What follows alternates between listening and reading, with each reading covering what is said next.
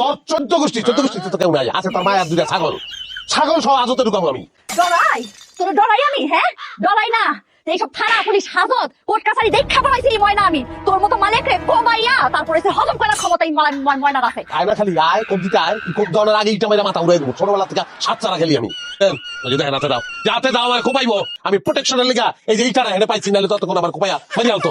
Chairman সাহেব ওই আগে ইট নিছে, পরে আমি দা উঠাইছি। ওই তোকে কি মান সম্মান লজ্জা সরম কোনো কালি রাখবো না? কি শুরু করছিস তুই? সারা বছর টাকা চাই। আমি কিছুই করি না, কোনো সময় কিচ্ছু করি না, যা করে ওই করে। একদম মিছা কথা কবি না চেয়ারম্যান সাহেব, একদম কয়ে দেন, একদম তেল বেরিয়ে যাতে না করার।